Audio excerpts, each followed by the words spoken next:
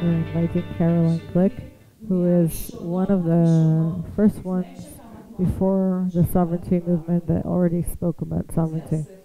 He had a book published, and she's very, very constant with this way. Caroline, we thank you for coming.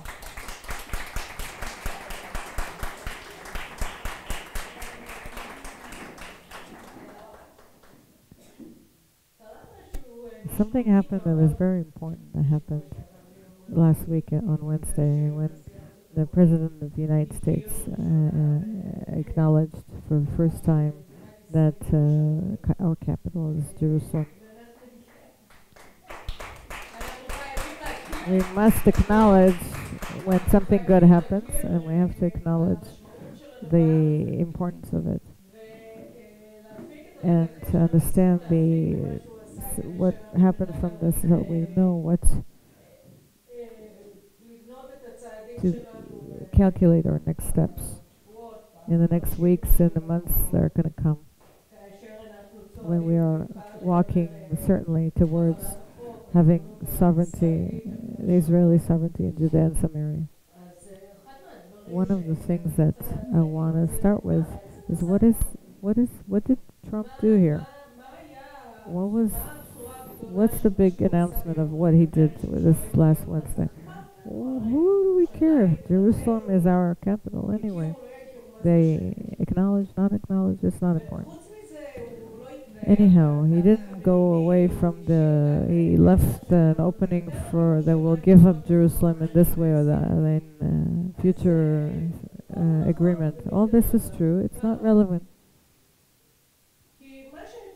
What Trump did was, and the importance of what he did, that he connected for the first time after 70 years between the U.S. policy to the reality. He brought down the first brick, and one of the most important and essential is the lie wall on which all the policy of the United States was based towards us in this region. 7 years it took.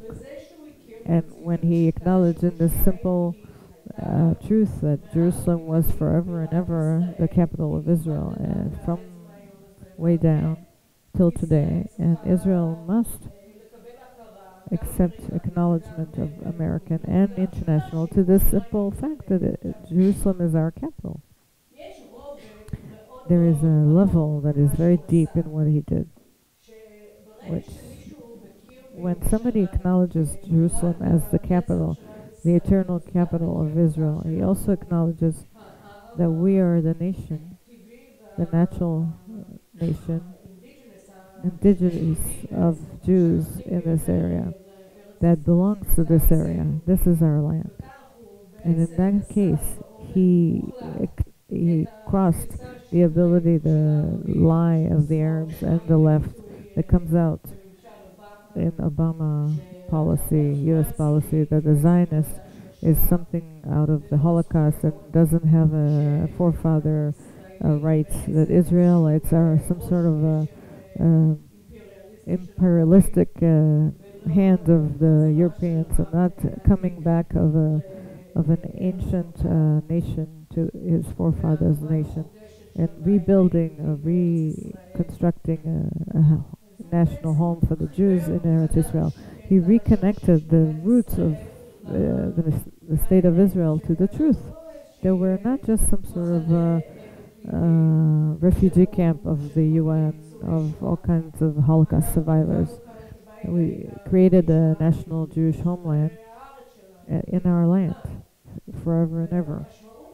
And the reality of this is immense, because for the last 2 generations, if not more, a little bit more, we see attempts of different, the international community, to see Zionism as something that was created after the Holocaust, out of the Holocaust. That the only reason that we are here is because Auschwitz happened. And very quickly he threw away, as they should, to the garbage of history, And of course, Jerusalem is the capital of the Jewish nation. It always been, always will be.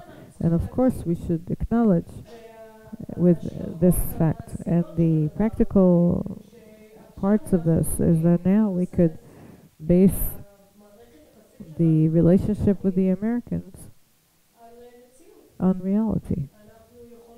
We could say, listen, why are you giving $550 million to people that want to destroy embassies around the world? Why our children are not allowed to have Jerusalem, Israel in American passports?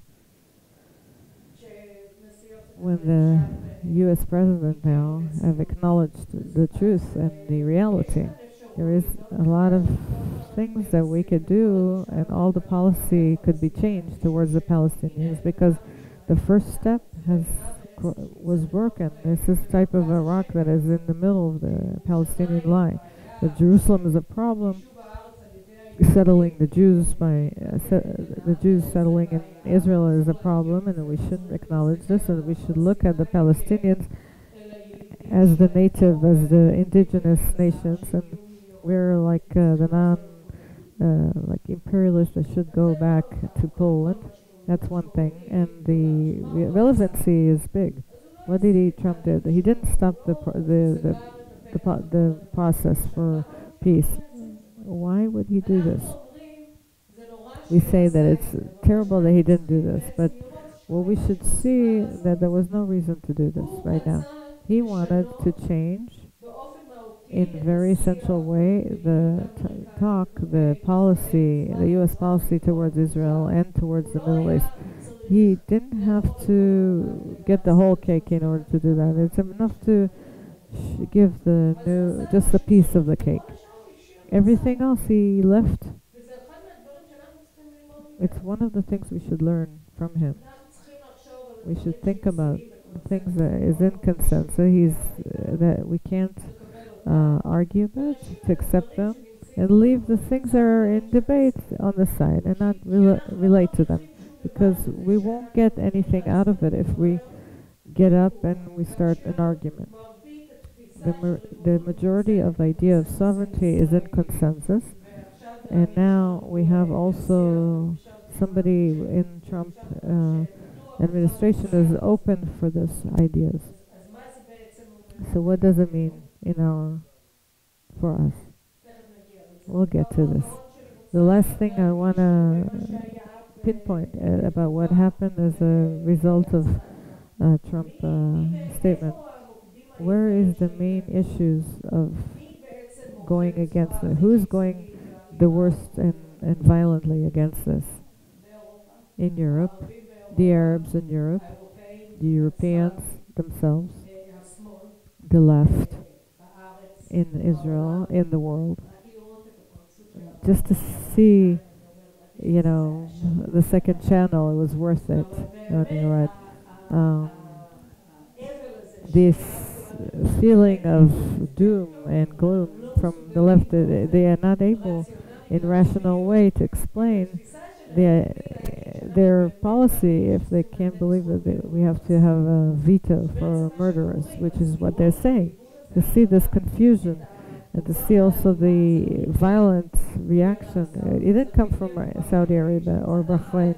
On one side came and said that it's not a nice thing for Trump, and the same day they said on Channel 2 the end of Shabbat, they sent a committee of Shalom from Bahrain to Jerusalem that came on the day that Trump made his announcement. So they don't really seem like they're really consistent. So Bahrain's don't feel so threatened that he did that.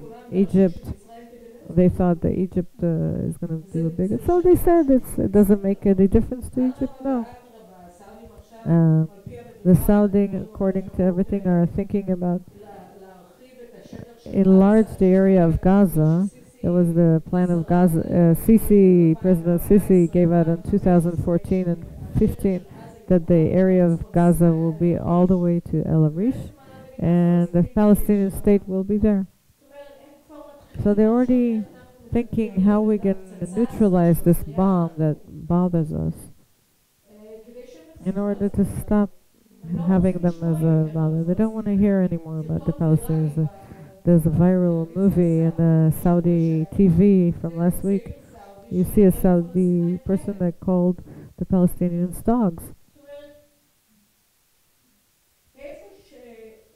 Everywhere there is a resistance to this announcement is in the places that staying with the lie and not looking at the reality became the center of all the system of understanding this issue. There's the leftists and the Muslims in the West, also in the state of Israel, that get an acknowledgement and a lot of fame and money out of going in an extreme way, anti-Semitic way, anti-Israeli. And everywhere they don't accept this money, and where in the world they live in the reality where the jihad in Iran threatens their states. There's no problem. Even Palestinians that live here in Bethlehem, they're gonna burn the picture of Trump. There were a few guys, not many, that called the news people that told them to come to Bethlehem tomorrow at this particular hours, and we're gonna take pictures of us burning a picture of Trump. So if the news people, media wouldn't come, they wouldn't do it. It's Bollywood. It's sort of like for it. What are we supposed to learn from all this? One of the things we have to learn from this story is that, as I started saying, we must do whatever is in our hands to change this picture here in a way that will enable other things to happen. What does it mean? That when you speak about throwing a rock into a pool, it changes the water. We don't have to empty the pool in order to change everything. We don't have to speak today about having sovereignty in Shechem, or in Bethlehem, or in Ramallah. Because for truth, the Israeli people are worried of it. They're worried very much because look who's there. Who's in control in these areas? Hamas, Fatah. It's people that want to murder us. It's people that react to everything that harms in their way to pressure the world by more murders, by more pressure and more demands for money.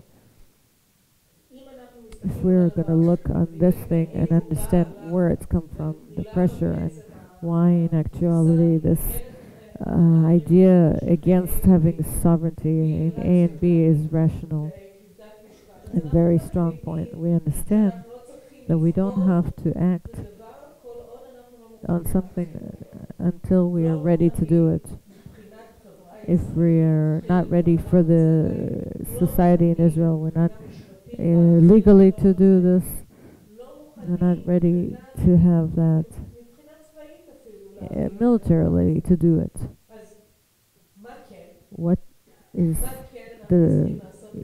the yes that we can do right now? As engineer Ginsburg is building the plan for the whole Tama Israel, we have to act in practical actions that will give us sovereignty in the area of C, in the part of the state of Israel. We have to act immediately to stop this civil administration, not because of sovereignty issues, but because of civil rights. It's enough to look at the poor people in Elazar, that homelessness, because Miriana or one of the judges against Nativ Avot.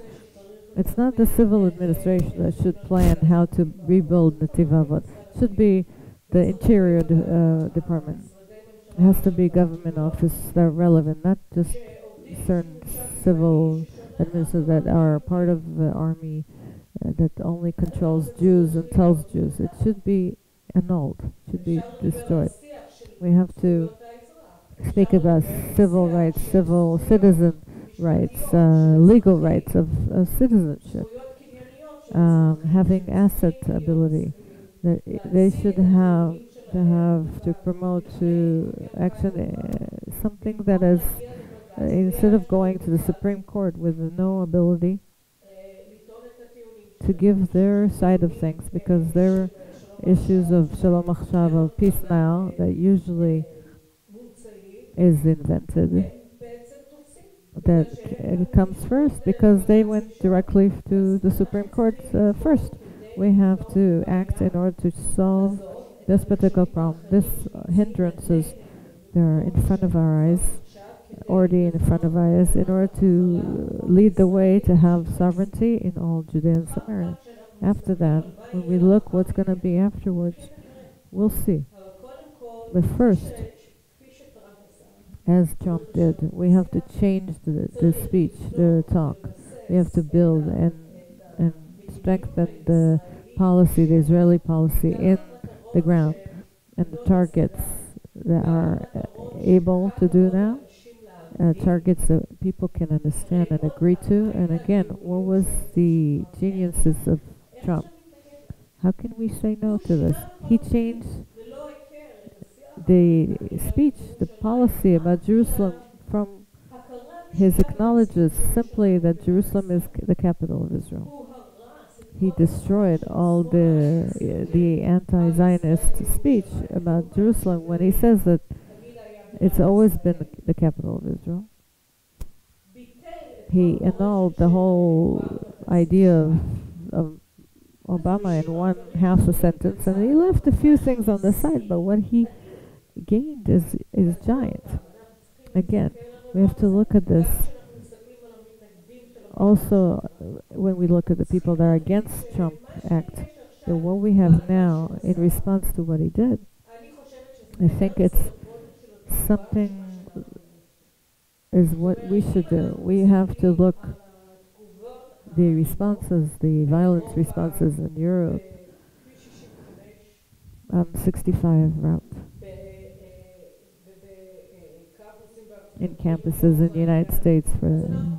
We understand that these are going to be centers of resistance for any Israeli act, and not more than that. For one hand, we have to neutralize these people from activity on the ground in the Knesset that will bring getting those hindrances off and having actions that will have the Israeli law in C and annulling the civil administration, having the same rights for Judea and Samaria in C, the Arabs and the Jews, with the same civil rights as civil rights and legal rights to the people that have in the armistice law lines of 1949. All this will bring the sovereignty and the legal law in Area C. And it also will create a situation that is different in the Palestinian cities and in the area of the Middle East, including our neighbors, including the, the European and the Americans. And we'll see in this way, we'll have opening the way to accept decisions that will give us power and strengthen our, control in Judea and Samaria for many years. Trump gave us a gift that in one statement he changed everything, the speech, the national speech between us, the policy to our side. Whoever is against his act are like speechless, and they have no way in reality to criticize and to go against him without to expose themselves as they're really unreal and they're cowards and want to give veto rights to terrorists. And the Palestinians are in an impossible way for them. So the first time something said something for their lies for 50 years, it never happened.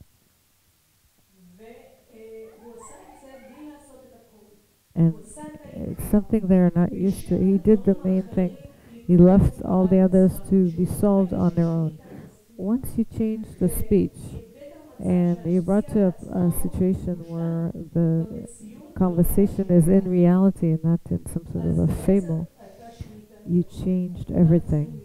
We have to learn from him, also the people against and also the supporters, for what he did and what he decided not to do yet, and to go forward. And I'm sure, Judith mentioned that I speak a lot. I wrote about it. It's a book that it came out about 3.5 years. Not yesterday. And one of the things I understood when I wrote this book is that things seem impossible until they become, something necessary. We are in the straightening of the road, of the idea that rooting and getting the civil control and security control on Judea and Samaria is becoming something that is real and clear. We have to strengthen this process and make it quicker and make it deeper and certain that every step forward that we do comes as part of a whole line of psychological, intellectual, and national, that what we do is irrevocable steps. And Toda Rabah, and congrats for everybody. We would like to thank Caroline Glick.